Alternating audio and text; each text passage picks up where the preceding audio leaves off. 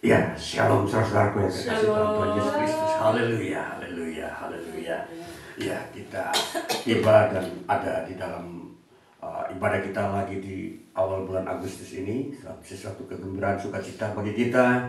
Kita boleh ditambahkan lagi hari ini untuk mendengarkan firman Tuhan, firman Kristus yang hidup. Firman yang membawa kita kepada hidup di dalam roh. Dan baiklah, kita akan membaca firman Tuhan hari ini yang terambil dari Injil kitab Roma pasal 14. Kita membaca kitab Roma pasal 14. Kita mengambil ayat-ayat inti di dalam bagian pasal ini, ayat 14, ayat 17 dan ayat 23. Saya membacakan mulai dari Roma 14 ayat 14. Bunyinya demikian. Aku tahu dan yakin dalam Tuhan Yesus bahwa tidak ada sesuatu yang najis dari dirinya sendiri. Hanya bagi orang yang beranggapan bahwa sesuatu adalah najis, bagi orang itulah sesuatu itu najis. Ayat yang ke-17. Sebab kerajaan Allah bukanlah soal makanan dan minuman, tetapi soal kebenaran, damai sejahtera, dan sukacita oleh Roh Kudus. Kita sambung ayat 23. Tetapi barang siapa yang bimbang, kalau ia makan, ia telah dihukum, karena ia tidak melakukannya berdasarkan iman. Dan segala sesuatu yang tidak berdasarkan iman adalah dosa. Ya, baik. Sampai demikian bagian firman Tuhan yang kita dengar dan kita baca bersama hari ini, saudara-saudara yang terkasih. Baik, sebelum kita melihat kejauhan lebih jauh lagi, apa makna isi daripada firman Tuhan ini, maka kita akan masuk ke dalam sebuah tema, yaitu makanan dan minuman. Saudara, minggu ini saya menghadirkan sebuah tema, yaitu makanan dan minuman, sebagai kelanjutan daripada tema-tema yang sebelumnya. Dan tentunya tema ini sangat menarik, saudara-saudara, mempunyai daya tarik sebagaimana yang lain. Saudara-saudara, berbicara makanan dan minuman itu semua telah menjadi familiar bagi setiap orang di dunia ini. Semua sudah merasa tahu dan dekat, sudah mengerti apa itu makanan, apa itu minuman. Kali ini saudara-saudara, kenapa makanan dan minuman kita bahas di dalam perihal keselamatan, perihal iman dan kerohanian, saudara-saudara?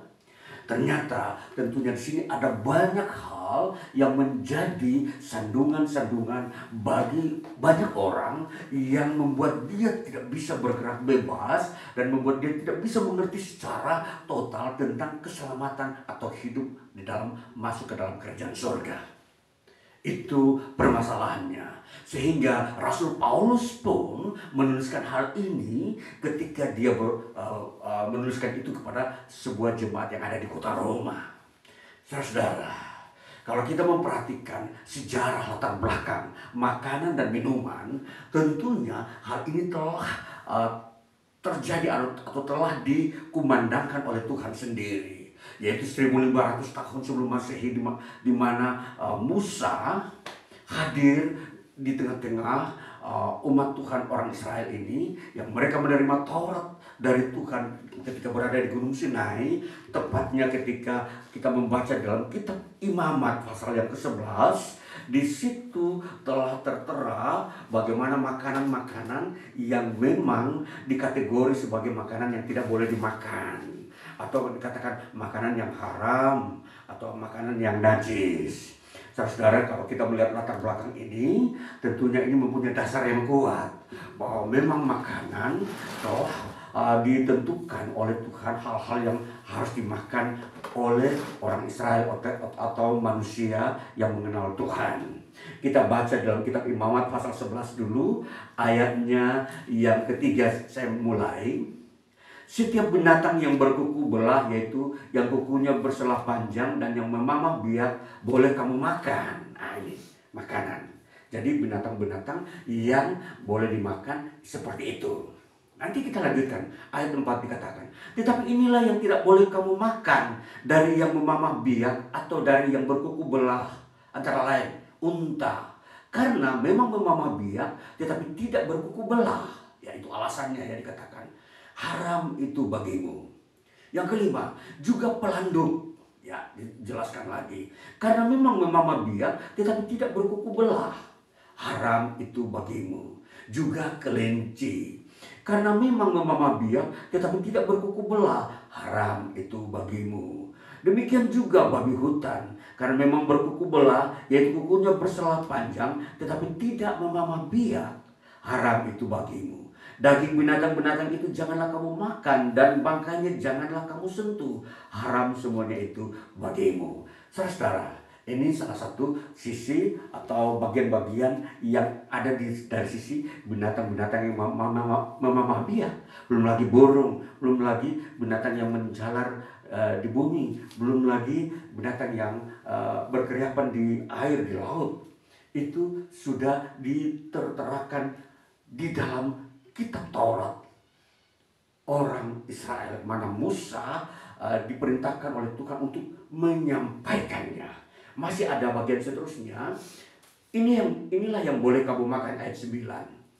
Inilah yang boleh kamu makan dari segala yang hidup di dalam air, segala yang bersirip dan bersisik di dalam air, itu yang harus dimakan. Di dalam lautan dan di dalam sungai, itulah semuanya yang boleh kamu makan. Yang bersisik atau bersirip, ya. Terus, tetapi segala yang tidak bersirip atau bersisik di dalam lautan dan di dalam sungai, dari segala yang berkeriapan dalam air dan dari segala makhluk hidup yang ada di dalam air, semuanya itu kejijikan bagimu, najis, ya. Itu maksudnya. Jadi ini ketentuan-ketentuan ini telah ada, sehingga pengetahuan ini telah menjadi pengetahuan dasar bagi khususnya orang Israel soal makanan, saudara-saudara. Kemudian ayat lagi yang berikutnya, ayat 13, inilah yang harus kamu jijikkan dari burung-burung, janganlah dimakan, karena semuanya itu adalah kejijikan. Burung raja wali, ering janggut, dan elang laut, elang merah, elang hitam menurut jenisnya, setiap burung gagak menurut jenisnya, burung unta, burung hantu, camar, dan elang sikap menurut jenisnya, burung pungguk, burung dendang air, dan burung hantu besar, burung hantu putih, burung undan, burung ering, burung ranggung, bangau menurut jenisnya, meragai, dan kelelawar. Segala binatang yang merayap dan bersayap dan berjalan dengan keempat kakinya adalah kejijikan bagimu. Ini saudara-saudara yang bersayap, ya. Ini soal makanan-makanan. Nanti selanjutnya lagi masih ada, tetapi itu sudah menjadi bagian keterangan mengenai binatang-binatang yang tidak boleh dimakan. Saudara-saudara, apa itu artinya kejijikan, saudara-saudara?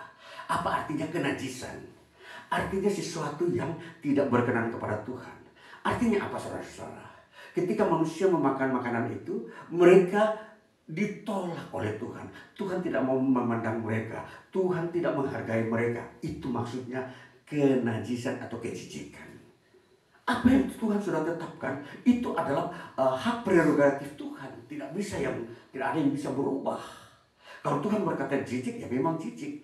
Biar manusia mau makan silakan, tetapi Tuhan tidak menghargai mereka. Inilah yang dimaksudkan, saudara-saudara, soal makanan yang ditetapkan di dalam Taurat ini. Nah, kembali saudara-saudara, kalau kita melihat latar belakang kehidupan manusia sejak penciptaan, kita melihat dari Adam sampai Nuh, tidak ada peraturan seperti ini. Itu berarti mereka selalu memakan binatang-binatang yang ada. Ya, kita perhatikan, ketika sebelum air bah itu datang, ya, zaman Nuh, dikatakan di situ dalam Kejadian pasal 6, manusia itu semua makan dan minum. Mereka itu memakan segala jenis makanan, minum segala jenis minuman, baik itu anggur yang memabukkan. Mereka suka memiliki minuman-minuman seperti itu, saudara-saudara. Maka kita memperhatikan ketika mereka makan itu sedang berpesta pora. Jadi mereka menggunakan makanan dan minuman itu sebagai sebuah acara kesukaan manusia di muka bumi. Dan itu adalah kemuliaan manusia, saudara-saudara. Manusia dengan makanan-makanan yang sudah tertera, sehingga mereka sudah tidak lagi mengharapkan kehadiran Tuhan di tengah-tengah bumi ini. Nah, pada saat itulah Tuhan mulai melihat Siapakah yang memperhatikan Tuhan? Hanya Nuh bersama istri dan ketiga anaknya serta ketiga menantunya. Berarti 8 orang saja di muka bumi yang katakanlah tidak makan makanan yang dimakan oleh manusia pada era penciptaan pertama. Nah, tentunya makanan-makanan yang sudah disebutkan tadi dimakan semua sama mereka. Jadi bayangkan, tidak ada peraturan-peraturan, dimakan semua. Dan ini memang makanan-makanan ini sebenarnya mengenakan. Itu makanan-makanan tentunya mereka dapat pesta pora di situ. Ya, mereka dapat hidup dengan memuaskan seluruh keinginan hawa nafsu dan seluruh kesenangan, kepuasan daging. Nah, itu makanan-makanan itu memang memuaskan daging, bahkan dapat dikatakan memberikan umur panjang. Dan manusia pada era itu mereka umur sampai 969, yang paling tua zaman itu adalah Metusalah. Dia mencapai umur 969. Nah, itu Adam mencapai umur 930 tahun. Dan Adam dan sampai generasi berikutnya memakan makanan semua ini, saudara-saudara. Nah, tibalah saatnya Tuhan menghukum manusia. Dan tentunya binasalah generasi pertama. Itu generasi pertama ditandai dengan apa? Mereka akhir daripada hidup generasi itu makan dan minum, pesta pora. Dan makanan-makanan itulah yang mereka makan yang dilarang oleh Tuhan. Artinya nanti Tuhan membuat itu sebagai larangan. Karena makanan-makanan itu makanan yang bisa menciptakan mereka lupa terhadap Tuhan. Nah, saudara-saudara, kembali kita memperhatikan terhadap makanan dan minuman yang kita ada di mana era perjanjian baru, di mana Rasul Paulus tampil untuk menampilkan sebuah pengajaran-pengajaran yang benar. Kembali kita lihat, saudara-saudara, kita masuk ke dalam bagian berikutnya. Kita melewati saja kitab Imamat ini karena ini bagian daripada Taurat. Sekarang kita masuk ke dalam apa yang dibahas dalam kitab Roma ini, di mana Rasul Paulus sungguh-sungguh menegaskan tentang apa yang sebenarnya disebut terlepas dari kenajisan.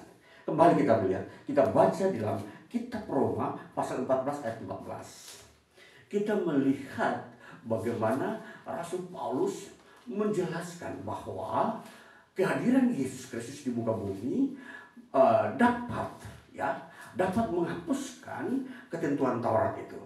Kita perhatikan. Roma 14 ayat 14 bunyinya demikian. Aku tahu dan yakin dalam Tuhan Yesus bahwa tidak ada sesuatu yang najis dari dirinya sendiri. Hanya bagi orang yang beranggapan bahwa sesuatu adalah najis, bagi orang itulah sesuatu itu najis.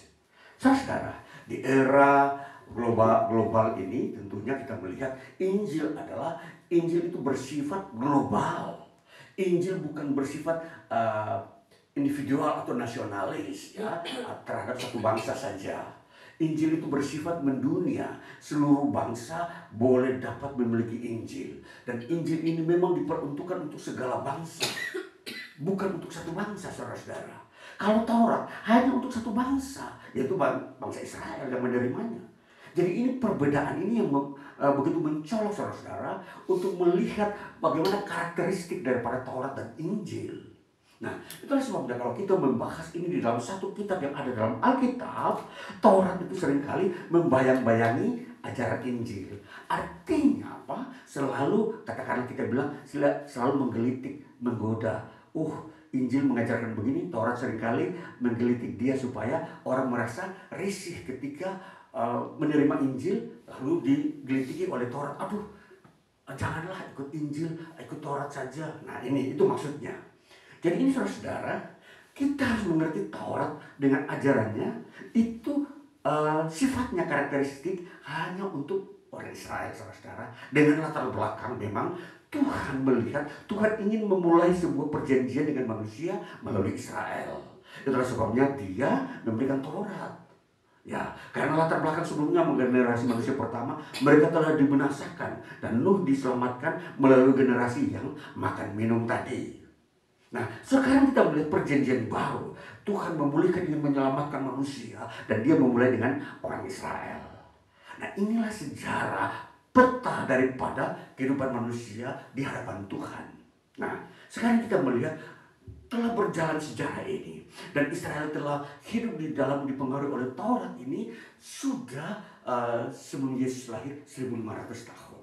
Jadi 1500 tahun mereka sudah bergaul dengan kebiasaan Taurat ini. Budaya mereka sudah seperti itu. Tidak boleh makan ini, yang boleh ini. Nah, sampai kita perhatikan, sampai kepada darah pun, darah dari sebuah binatang yang disembelih tidak boleh dimakan karena darah itu bernyawa. Nah, itu sudah mereka lakukan. Bahkan bangkai-bangkai binatang yang haram juga pun tidak boleh kena kepada mereka. Kalau kena, mereka akan najis. Nah, itu semuanya itu sudah menjadi tradisi, kebiasaan, hukum bagi bangsa Israel. Dan kehadiran Yesus tepat. Jadi 1500 tahun tepat setelah Yesus lahir, Yesus datang dengan sebuah pengajaran yang memperbaharui Taurat. Jadi khusus Taurat seperti ini, makanan dan minuman ini. Yesus hadir dengan dirinya, bahwa dialah yang menguduskan manusia. Dialah yang menyelamatkan. Sehingga tidak ada lagi kenajisan ketika manusia percaya kepada Yesus. Sekalipun makanan yang dilarang itu najis, dimakan oleh orang yang percaya Yesus, mereka tidak najis. Itu maknanya, saudara-saudara. Jadi kita mau memperhatikan kehadiran Tuhan Yesus di muka bumi ini sebenarnya mempunyai kegunaan makna yang besar bagi hidup manusia. Khususnya satu, soal makan minum. Dua, soal masuk ke dalam kerajaan surga. Jadi batasan-batasan ini kita harus tahu bahwa dalam Tuhan Yesus kita tahu di situ dia memberikan sebuah pola hidup yang merdeka. Sebab merdeka itu artinya apa? Dia sudah tidak terikat oleh larangan-larangan. Ya, seperti di dalam Taurat ada larangan tidak boleh makan yang memang dilarang. Itu disebut terikat. Itu hukum yang mengikat. Sedangkan di dalam Kristus ada hukum yang membebaskan. Kemerdekaan. Nah, ini perhatikan saudara, keunggulan-keunggulan, kelebihan dan keagungan-keagungan di dalam Tuhan Yesus itu seperti itu.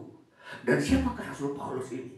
Dia adalah seorang yang penganut Taurat begitu fanatik, sehingga dia tahu apa itu ajaran-ajaran adat istiadat Yahudi. Sehingga saudara, kalau dia dulu sebelum dia percaya Yesus, sebelum dia menjadi rasul, kehidupannya diikat oleh Taurat. Maka ketika dia percaya Tuhan Yesus, diperlihatkan, diajarkan oleh Tuhan Yesus bahwa semua itu harus dilepaskan. Untuk masuk ke dalam persekutuan dengan Yesus, maka engkau akan menemukan sesuatu yang baru, kemerdekaan. Nah, inilah yang menjadi permasalahan, saudara-saudara. Ini menjadi sesuatu yang baru bagi kita, bagi bangsa-bangsa lain. Di dalam ketika mereka masuk menjadi seorang Kristen. Ya, kita tahu banyak bangsa di luar Israel yang telah menjadi Kristen, ya. Dan di sini bagaimana pengetahuan tentang Kristus itu sendiri dengan karya keselamatan dan bagaimana memerdekakan hidup manusia. Nah, jadi banyak bangsa-bangsa juga yang memang bisa saja secara sadar atau tidak sadar mengadopsi Taurat Yahudi. Mereka menerima karena ada sebuah, katakanlah, pertukaran budaya. Jadi bangsa-bangsa itu pun ikut melakukannya.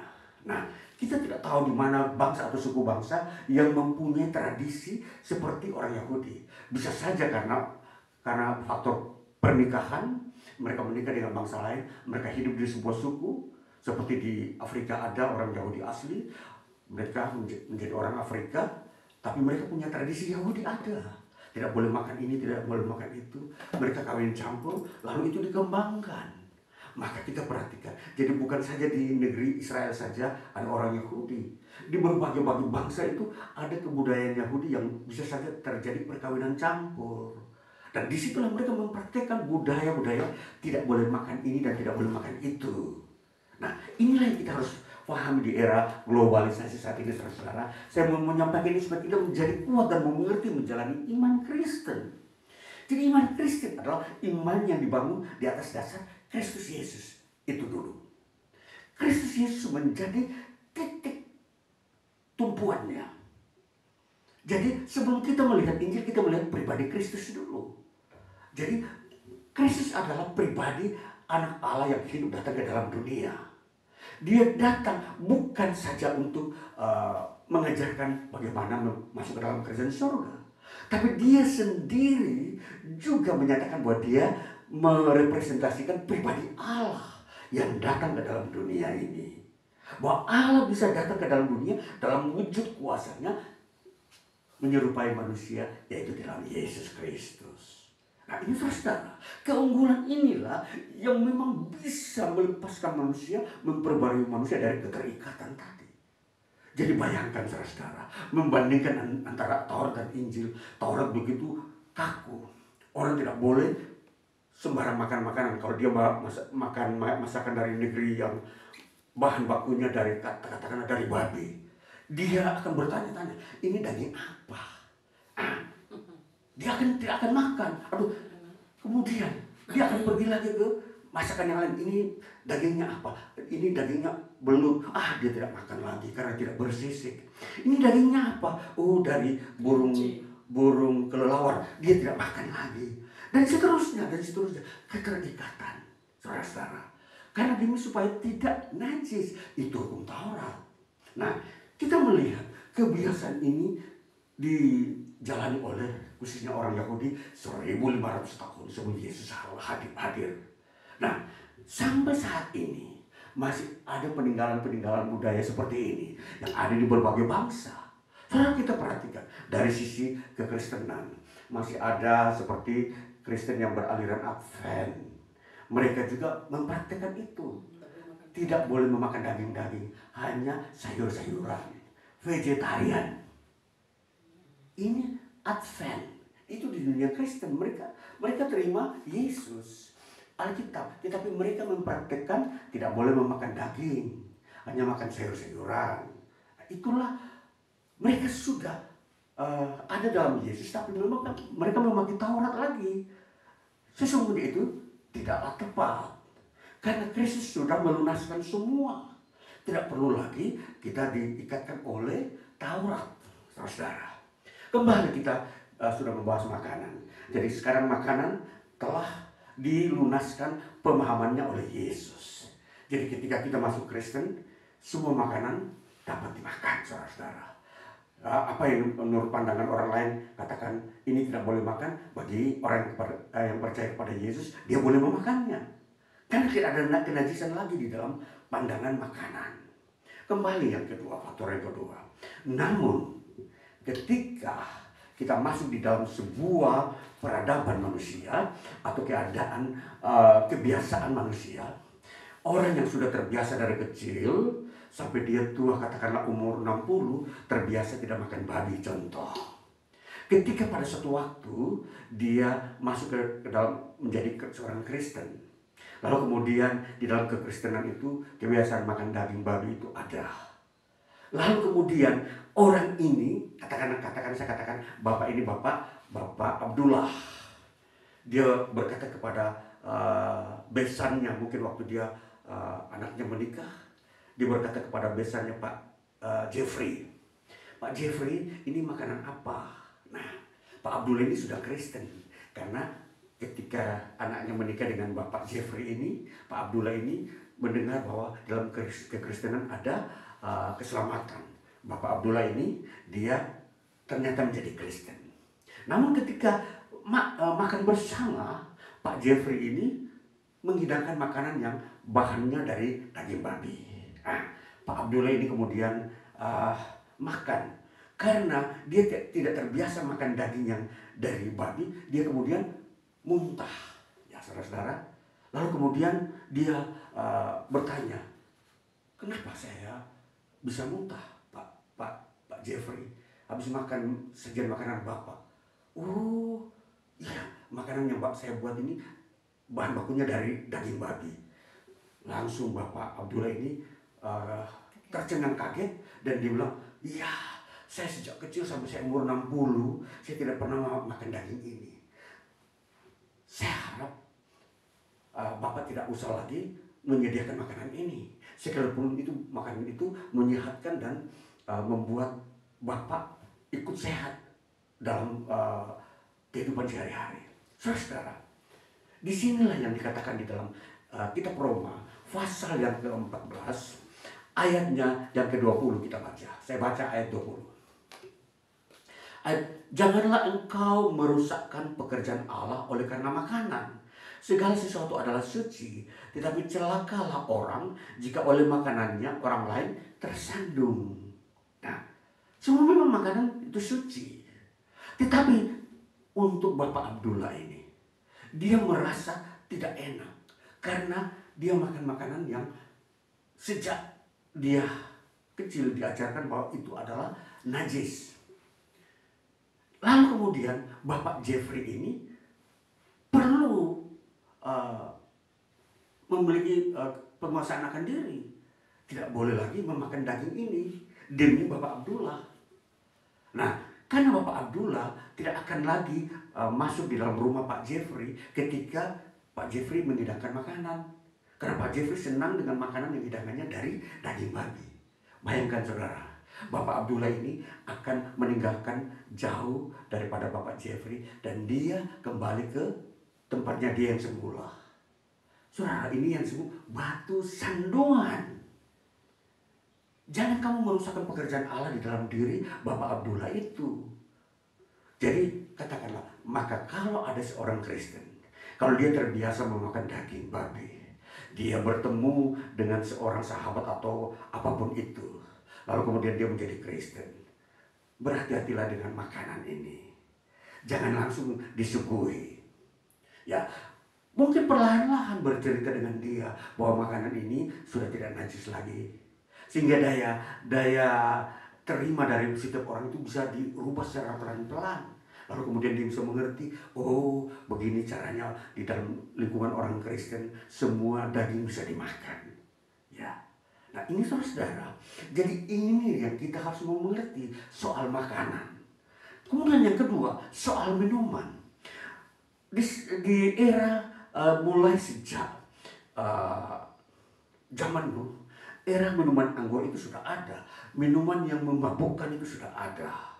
Zaman Abraham minuman memabukkan, ketika Sodom dan Gomora itu sudah ada minuman yang bahan-bahannya dikatakan bisa memabukkan. Semua bahan fermentasi itu sudah ada. Nah, minuman sekarang kita perhatikan, zaman era ini pun ada. Jadi ada makanan, minuman. Jadi minuman yang memabukkan itu pun dikatakan haram. Namun saudara-saudara, kita harus perhatikan, semua makanan dan minuman tidak ada lagi yang najis. Jadi kalau kita makan atau minuman yang beralkohol, itu tidak berdosa, tidak najis. Namun saudara-saudara, kalau itu memabukkan, engkau minum sampai engkau mabuk tidak sadarkan diri, itulah yang nanti membuat engkau bisa berbuat dosa. Karena engkau tidak menyadarkan dirimu, engkau tidak sadar akan dirimu, engkau gampang berbuat sesuatu yang melanggar moral. Dan itulah dosa ujung-ujungnya. Nah, jadi kembali kalau kita melihat di dalam perjamuan kudus, roti tidak beragi dengan anggur yang beragi atau difermentasi itu bisa saudara-saudara. Karena anggur yang difermentasi, walau dia hanya sekecil tapi tidak akan memabukkan. Seringkali orang membedakan harus anggur yang berbentuk biasa, tidak perlu difermentasi. Saudara-saudara, jadi sebenarnya minuman ini adalah anggur. Salah satu bentuk minuman adalah anggur ya. Jadi minuman pun itu tidak menajiskan, tidak berdosa saudara-saudara. Maka dari semua ini intinya adalah Yesus Kristus. Kita memuliakan dia, kita hidup di dalam dia dengan makanan dan minuman yang memang Tuhan sediakan, namun itu tidak membawa sebuah keberdosaan. Selanjutnya kita memperhatikan di bagian seterusnya dikatakan soal ayat yang ke-23. Ayat 23 berkata begini, tetapi barang siapa yang bimbang, kalau ia makan, ia telah dihukum. Karena ia tidak melakukannya berdasarkan iman, dan segala sesuatu yang tidak berdasarkan iman adalah dosa. Kita perhatikan satu sisi daripada sebuah kehidupan manusia di bumi ini. Apapun kalau engkau bimbang, engkau mau makan atau minum, kalau engkau mau melakukan melakukannya dengan sebuah kebimbangan, dasar kebimbangan, maka ketika engkau melakukannya, engkau berdosa. Lebih baik jangan engkau melakukannya. Nah, itulah sebabnya salah satu faktor yang membuat manusia berdosa itu ialah ketika dia bimbang. Contoh, ketika dia mau memakan contoh, dia mau memakan sebuah menu masakan yang disajikan. Dia bimbang, dia bertanya, ini makanannya apa? Itu sebuah kebimbangan. Akhirnya ketika ada sebuah, katakanlah ada orang yang mau menipu bahwa ini makanan ini bahan bakunya dari bahan-bahan yang halal. Dia makan. Namun titik awalnya dia sudah bimbang. Ketika dia memakannya, dia telah berdosa. Karena dia memakannya dengan kebimbangan, keraguan. Apakah jangan-jangan makanan ini adalah makanan yang dilarang oleh Tuhan? Nah, ini saudara perhatikan bahwa ini pun bisa mendatangkan dosa kepada diri kita. Dosa itu seperti apa? Memang dosa seperti inilah membuat kita tidak sejahtera. Dosa ini membuat kita juga tidak nyaman. Kita tidak merasakan damai. Nah, itulah sebabnya kerajaan Allah di tengah dunia, dalam kehidupan manusia, mengandung unsur damai sejahtera. Nah, jadi kalau kita memakan sesuatu, sudah ada kebimbangan, itu sudah tidak ada damai sejahtera. Dan itulah sebabnya membangun prinsip iman dalam kekristenan, kalau engkau tidak memakai iman yang sesungguhnya, maka dosa akan muncul ketika engkau memakan sesuatu atau minum sesuatu. Maka seringkali terjadi perdebatan antara si A dengan si B, itu sudah merupakan dosa. Dia berkata jangan minum itu atau jangan minum anggur, yang berkata bilang ya boleh minum. Ini pertentangan ini mengakibatkan sebuah dosa. Karena yang satu bimbang, yang satu tidak bimbang. Itulah sebabnya kalau kamu mau makan atau minum, kalau sahabatmu itu dia bimbang, sehendaknya engkau mengurungkan waktumu untuk meminum atau memakan sesuatu. Biarlah engkau makan, jangan di depan temanmu yang bimbang. Minumlah atau makanlah sesuatu di depan orang yang sudah punya iman. Nah, ini saudara-saudara, sesuatu yang sukar soal makan dan minum memang masih ada di tengah kita sampai hari ini. Masih banyak orang yang tidak atau belum bisa menerima makanan-makanan karena mereka masih terikat oleh Taurat, saudara-saudara. Katakan saya kasih contoh. Saya makan daging babi di depan orang saudaraku, orang Advent. Mereka merasa tidak terbiasa. Maka itulah sebabnya janganlah kita memakannya. Nanti kalau dia sudah mengerti bahwa makan daging babi contoh di dalam Yesus tidak haram, baru dia boleh mau mengizinkan, baru kita melakukannya. Jadi kita tidak boleh memaksakan dia. Ini saudara-saudara, ini sebuah pengajaran, didikan supaya kita itu tidak sembrono, saudara-saudara. Tidak memaksakan orang lain memakan makanan yang kita makan. Kita tidak boleh juga menipu dia bahwa ini makanan yang baik, padahal itu mungkin bagi dia itu dia tidak cocok. Nah, baik saudara-saudara, kita melihat soal makanan dan minuman ini sebagai sebuah bagian kehidupan yang tidak bisa terpisahkan dari ibadah. Karena ibadah kita bukan saja soal kita memuji Tuhan bernyanyi, tapi di dalam hidup kita sehari-hari ada makan dan minum. Dan disitulah kita akan melihat bagaimana orang lain itu diselamatkan melalui makanan dan minuman yang kita makan. Jangan sampai orang lain itu meninggalkan sesuatu ajaran keselamatan karena makanan yang kita makan itu belum bisa diterima oleh orang lain, saudara-saudara. Maka di sini baiklah kita dengan penuh kasih, lemah lembut, damai sejahtera, tidak perlu otot-ototan, tidak perlu kita berdebat-debat. Karena firman Tuhan dalam Roma pasal 14 ayat 17 begini katakan, bunyinya demikian. Sebab kerajaan Allah bukan soal makanan dan minuman, tetapi soal kebenaran, damai sejahtera dan sukacita oleh Roh Kudus. Maka saudara-saudara, kalau kita mau berdebat-debat soal makanan dan minuman, tidak perlulah. Karena itu bukan soal kerajaan Allah. Karena disinilah kita memperhatikan bahwa damai sejahtera, sukacita, dan kebenaran oleh Roh Kudus itu yang menjadi utama. Jadi saudara-saudara, baiklah apa yang dianjurkan oleh Rasul Paulus, bahwa kita lebih baik mengarahkan diri kepada Kristus. Kita melihat bagaimana itu yang utama. bukan makanan dan minuman, saudara-saudara. Jadi kalau kita mau makan atau tidak makan, itu tidak menjadi masalah. Kalau kita mau makan daging babi, kita tidak makan pun tidak masalah. Karena tidak ada hubungan dengan kerajaan Allah ini. Nah, baiklah, jadi kita tidak perlu fanatik soal makanan ya. Baiklah saudara-saudara yang terkasih, baik soal ini kita akan mengerti, masuk ke dalam pemahaman kita yang sungguh-sungguh lebih progresif, membangun kebenaran hidup yang disebut kebenaran yang natural, kebenaran yang alami, yang bukan buatan manusia, tapi yang datang dari Allah sendiri. Tuhan Yesus memberkati kita. Haleluya, haleluya, amin. Baik saudara-saudara yang terkasih, kita akan masuk di dalam perjumpaan kudus kita di hari ini, minggu ini.